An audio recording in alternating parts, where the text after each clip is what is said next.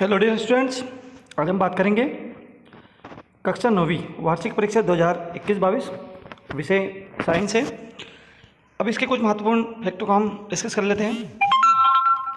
जैसे कि सही विकल्पों को चुनिए। सही विकल्प में है न्यूनतम विसरण का गुण किसमें पाया जाता है, तो ये गुण होता है ठोस का। दूसरा है वायु एक विलयन होता है, तो जो वायु है हमारी वो गैस में गैस का विलयन होगा। नेक्स्ट है अमोनियम सल्फेट का सूत्र बताइए, तो अमोनियम सल्फेट का सूत्र हो जाएगा हमारा NH4 और SO4। नेक्स्ट है यदि कोई वस्तु समय के सापेक्ष अपनी स्थिति बदल रही तो उसे क्या अवस्था कहेंगे, तो उसे हम गतिशील अवस्था में कहेंगे। गुरुत्वाकर्षण बल कैसा बल होता है, तो ये गुरुत्वाकर्षण एक क्षीण बल है। नेक्स्ट है किसी बल द्वारा किया गया कार्य हो सकता है, तो इसका जो राइट आंसर है दोनों, धनात्मक भी हो सकता है और ऋणात्मक भी हो सकता है। नेक्स्ट है ध्वनि की प्रबलता निर्भर करती है, ध्वनि की प्रबलता आयाम पर निर्भर करेगी। नेक्स्ट है रासायनिक रूप से तैयार पादपों या पादप पोषक को कहते हैं, तो उसे हम उर्वरक के नाम से जानते हैं। अगला है रिक्त स्थानों या रिक्त स्थान की पूर्ति कीजिए। टिंडल प्रभाव, तो हमने देखा कि टिंडल प्रभाव आपको कोलाइडी विलयन में देखने को मिल जाएगा। क्लोरीन परमाणु का परमाणु द्रव्यमान,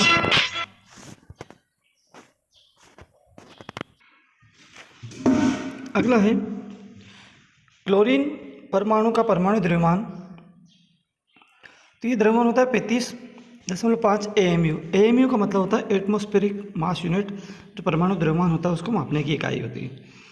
अगला है प्रोटॉन और न्यूट्रॉन की कुल संख्या के योग को क्या कहते हैं, उसको हम परमाणु भार के नाम से जानते हैं। प्रोटॉन और न्यूट्रॉन की संख्या मिलेगी तो परमाणु भार हो जाएगा। पादप कोशिका की कोशिका भित्ति वो बनी होती है सेल्यूलोज की। अगला है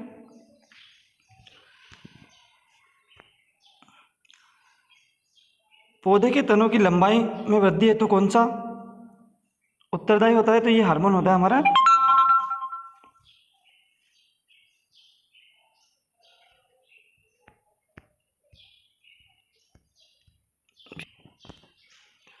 नेक्स्ट है पौधे के तनों की लंबाई में वृद्धि है तो कौन सा, तो ये शीर्षक से विभोज्यतक ऊतक जो है ये हमारा जिम्मेदार होगा। नेक्स्ट है ओरिजिन्स ऑफ स्पीस के लेखक जो है चार्ल्स डार्विन को हम कहते हैं। फिर अगला है संघ प्लेटी एलिमेंथिस के सदस्यों को कहते हैं, तो इनको हम चपटे कृमि के नाम से जानते हैं। किसी वस्तु द्वारा अपनी गति अवस्था में परिवर्तन के विरोध को हम कहते हैं जड़त्व कहेंगे। अगला है सही जोड़ी बनाइए, तो सही जोड़ी हमको बनाना है। इसमें हम क्या करेंगे कि दो परमाणु वाले तत्व, तो हमारे दो परमाणु वाले तत्व हो जाएंगे हाइड्रोजन और ऑक्सीजन, मतलब द्विक परमाणु भी बोल सकते हैं। कोबाल्ट जो होता है वो कैंसर के उपचार में। अगला है गाल्जिकाई जो होता है वो लाइसोसोम का निर्माण करेगा। एक्सान जी की अगर हम बात करें तो जो हमारे एक्सान होता है वो तंत्रिका कोशिका में पाया जाता है, या तंत्रिका तंत्र लिख सकते हैं। पादप जगत का उभयचर हम ब्रायोफाइटा को कहेंगे। गुरुत्वाकर्षण का नियम हमारा न्यूटन ने दिया है। अगला है गति के कारण निहित ऊर्जा, उसको हम गतिज ऊर्जा के नाम से जानते हैं। फिर सूक्ष्म पोषण जो होता है वो हमारा तांबा हो जाएगा। इस तरह से हम आप लोग स्क्रीनशॉट ले सकते हैं और मिला लेना एक बार। फिर इसके बाद है एक वाक्य में उत्तर दीजिए। अब एक वाक्य में उत्तर दीजिए, तो पहला है हमारा परमाणु का वह समूह जिन पर नेट आवेश विद्यमान रहता है उसे कहते हैं हम आयन कहते हैं उसे। नेक्स्ट है न्यूट्रॉन के खोजकर्ता का नाम लिखिए, तो ये न्यूट्रॉन के खोजकर्ता होते हैं हमारे जेम्स चैडविक, इनको हम जेम्स चैडविक के नाम से जानते हैं। नेक्स्ट है DNA के क्रियात्मक खंड को क्या कहते हैं, तो उसे हम न्यूक्लियोटाइड के नाम से जानते हैं, न्यूक्लियोटाइड। नेक्स्ट है, जिन मांसपेशियों को हम अपनी इच्छानुसार गति करवाते हैं उन्हें क्या कहते हैं? तो उन्हें हम ऐच्छिक पेशियाँ के नाम से भी जानते हैं, जो हमारे हृदय में पाई जाती है। ऐच्छिक पेशियाँ जो हमारे हृदय में नहीं पाई जाती, मतलब जो हमारी इच्छाओं के अनुसार काम करती है उन्हें ऐच्छिक पेशियाँ कहते हैं। जैसे हम हाथ को ऊपर उठाते हैं, बोलते हैं, जबड़े की पेशियाँ जो हमारे हिसाब से चलती है उन्हें ऐच्छिक पेशियों के नाम से जानते हैं। जंतु वर्ग का सबसे बड़ा संघ कौन सा होता है? तो हम आर्थ्रोपोडा की बात करते हैं। आर्थ्रोपोडा जो है वो सबसे बड़ा संघ है, जिसमें बहुत ज़्यादा जीवों को रखा गया है। अपस्रव्य ध्वनि तरंगे होती है, तो ये जो अपस्रव्य ध्वनि तरंगे होती है, ये अगर जिनकी आवृत्ति 20 हर्ट्ज जो होती है, अगर 20 हर्ट्ज से कम अगर ध्वनि तरंगे हैं तो उनको हम अपस्रव्य तरंगे के नाम से जानते हैं। अगला, हेपेटाइटिस किस सूक्ष्म जीव द्वारा फैलता है? तो जो हेपेटाइटिस जो होता है वो वायरस के कारण फैलता है। नेक्स्ट है,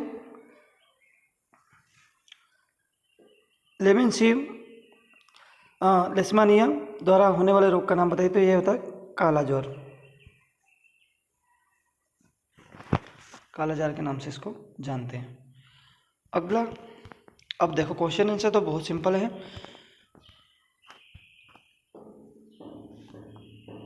ठोस की अपेक्षा द्रव में विसरण की दर अधिक होती है, क्यों? क्योंकि हमने देखा होगा कि जो ठोस होते हैं उसके अणु आपस में एक दूसरे से बहुत ज़्यादा मजबूती से जुड़े होते हैं, अतः ये आसानी से विसरित नहीं होते हैं। जबकि द्रव में हमने देखा होगा कि इनके अणु थोड़े से ऐसे जुड़े होते हैं सिरों से, इसलिए इनमें विसरण की दर ज़्यादा होंगी। शुष्क बर्फ की बात कर लें हम, तो शुष्क बर्फ का सूत्र बिल्कुल ये होता है जिसको हम ठोस कार्बन डाइऑक्साइड के नाम से जानते हैं। इसका भी वही सिस्टम है कि ये अणु इसके बिल्कुल पास पास में होते हैं। मिश्रण और यौगिक में अंतर बताइए। तो अगर हम बात करें, मिश्रण की बात करें और यौगिक की बात करें, तो मिश्रण वे होते हैं जो 2 या 2 से अधिक पदार्थों को अगर किसी भी अनुपात में मिला दिया जाए तो मिश्रण बन जाएगा, और 2 या 2 से अधिक पदार्थों को एक निश्चित अनुपात में, मतलब उनका रेशियो क्या होना चाहिए? बिल्कुल निश्चित होना चाहिए, तो यौगिक का निर्माण हो जाएगा। उसके बाद में मिश्रण कोई सा भी हो सकता है। जैसे अगर हम पानी की बात करें तो उसमें बहुत ज़्यादा मात्रा में हम दूध मिला सकते हैं, या उसमें हम दूध में पानी मिला सकते हैं, कितने में मिला सकते हैं, उसमें मिट्टी मिला सकते हैं, रेत मिला सकते हैं, कोई भी मिश्रण हो सकता है। मिश्रण के भी अलग अलग प्रकार होते हैं। यौगिक की बात कर ले तो यौगिक में एक निश्चित अनुपात होता है। जैसे कार्बन डाइऑक्साइड बनाना हो तो C+O2 एक निश्चित अनुपात में मिलना चाहिए, तो यौगिक का निर्माण होगा। उसके बाद में संभारिक की बात कर लें। रदरफोर्ड का परमाणु मॉडल है, उसकी कुछ कमियां हैं। रदरफोर्ड ने परमाणु के बारे में बहुत कॉन्सेप्ट बताई थी हमको कि परमाणु जो होता है वो छोटे छोटे, उन्होंने देखा कि परमाणु जो होता है उसको एक स्वर्ण पत्र पर प्रयोग किया था। रदरफोर्ड ने प्रक्रिया ने प्रयोग ये बताया था कि इन पर कुछ धनावेश होते हैं, कुछ ऋणावेशित कण भी होते हैं, और नाभिक होता है बीच में परमाणु के अंदर। तो वो उसके बाद संभारिक की बात करें तो यही अलग अलग तत्वों के ऐसे परमाणु जिनके परमाणु क्रमांक तो अलग अलग होंगे लेकिन परमाणु भार समान होंगे, उन्हें संभारिक के नाम से जाना है। जैसे हम बात करें कि आर्गन का परमाणु, आर्गन और पोटेशियम जो है इनके परमाणु भार 40-40 होते हैं, परंतु परमाणु क्रमांक इनके अलग अलग होते हैं, तो इसलिए ये एक दूसरे के संभारिक हो जाएंगे, मतलब परमाणु भार समान होते हैं, सीधी सी बात है। न्यूरॉन का नामांकित चित्र बनाना बहुत सरल होता है। ऊतक की परिभाषा लिखना है तो ऊतक जब कोशिकाओं की समूह या बहुत सारी कोशिका आपस में मिल जाएंगी तब वो ऊतक का निर्माण कर लेंगी। ऊतक स्पेशल कार्य करने के लिए जिम्मेदार होते हैं। जैसे हमारे शरीर की बात करें तो शरीर में जो अंगों का निर्माण होता है वो ऊतकों के कारण ही होता है। रक्त भी एक हमारा तरल संयोजी ऊतक है, तो जो जिसका एक स्पेशल कार्य होता है। उसके बाद में 2 प्रकार की पेशियों का केवल नाम के चित्र या अंतर स्पष्ट करना था। आरेखित पेशियाँ, रेखित पेशियों की बात कर ले तो इनका बता देना था। चाल और वेग में अंतर बताए हैं। एक निश्चित समय अंतराल में चली गई दूरी को हम चाल कहते हैं सर। त्वरण की परिभाषा बताना था कि त्वरण क्या है, तो एकांक समय में किसी वस्तु के वेग में परिवर्तन की दर को हम त्वरण के नाम से जानते हैं। फिर उसके बाद में द्रव्यमान और भार में अंतर बताना था। ये भी बिल्कुल सिंपल सा क्वेश्चन है। आर्किमिडीज का सिद्धांत, ये एक उत्प्लावन बल के बारे में हो। सिद्धांत होता है ये कि जब किसी ठोस पदार्थ को किसी द्रव में डुबाया जाता है तो उसके भार में कमी आ जाती है। ये उत्प्लावन बल के कारण होता है। जैसा आप लोगों ने देखा होगा कि जो पानी में बहुत बड़े जहाज़ होते हैं जो डूबते ही नहीं हैं, इसका उदाहरण हो सकता है, क्योंकि जहाज़ जो होता है उसको ऐसा शेप दिया जाता है कि जिसके कारण उसके उत्प्लावन बल उस पर ज़्यादा से ज़्यादा काम करे और वो उस पर तैरता रहे। संपीड़न और विलयन की बात करें तो जैसे संकुचन और शीतलन की बात कर ले, इस तरह का इसका कंप्रेशन और रिफ्लेक्शन से होता है। ये समस्थानिक के अनुप्रयोग लिखना है। ये समस्थानिक के जो अनुप्रयोग होते हैं वो किसी रोगों का उपचार करने में भी इनका उपयोग हम कर सकते हैं। आपने D2O का नाम सुना होगा। D2O जो होता है समस्थानिक होता है। हाइड्रोजन का समस्थानिक D2O का आप रॉकेट में देखा होगा आप लोगों ने, मंदन के रूप में उसका उपयोग करते हैं। उसके बाद एक टाइट्रियम करके होता है, वो रेडियो एक्टिव समस्थानिक है। उसका किस कोशिकांग को कोशिका का बिजली घर कहते हैं? तो हम जानते हैं कि जो माइटोकॉन्ड्रिया होता है,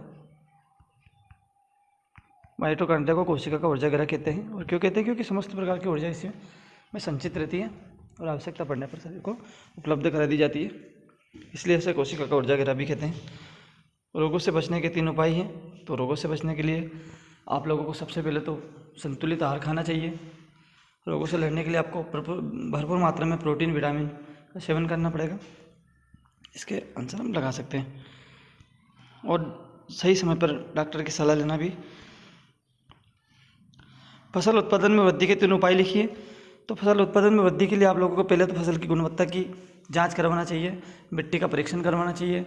उसके बाद में जो हम बीज बो रहे हैं या बीज उगा रहे हैं उसकी एक प्रॉपर तरीके से हम लोग परीक्षण के बाद ही उसको अंकुरित करवाएं या खेत में डाला जाए। फिर उसके बाद उपचारित करके ही बीजों को बोना चाहिए। तो ये उसके कुछ महत्वपूर्ण फैक्ट है। अब इस सूत्र लिखना था, सोडियम ऑक्साइड के सूत्र है। तो सोडियम ऑक्साइड का सूत्र होता है Na2O लिख सकते हैं हम लोग। एल्यूमिनियम ऑक्साइड का सूत्र होता है Al2O3 हो जाएगा। फिर सोडियम सल्फाइड की बात करें तो Na2SO4 हो जाएगा। फिर कैल्शियम कार्बोनेट की बात करें हम तो CaCO3। इस तरह से हमको सूत्र लिखने थे। अब ये संघ एनिलिडा और आर्थ्रोपोडा में अंतर बताना है। कवक जगत के 4 लक्षण लिखने थे। न्यूटन के गति का नियम जो है A = ma, इसकी उत्पत्ति करना चाहिए। तो इस तरह से आप लोगों का पेपर जो है बहुत अच्छा पेपर था। आई होप आपने अच्छा किया होगा। और भी अपडेट के लिए आप लोग चैनल को सब्सक्राइब जरूर करें। अगर वीडियो आपको अच्छा लगा हो तो शेयर करें, लाइक करें, ताकि मैं आपको अगले जो भी पेपर होंगे उनकी और अगली जो आगामी कक्षाएं होंगी उनके अपडेट आप तक पहुंचाने का प्रयास करूंगा। और अभी मैं कोर्स से संबंधित आप लोगों के जो सिलेबस से संबंधित वीडियो भी बनाने का सोच रहा हूँ।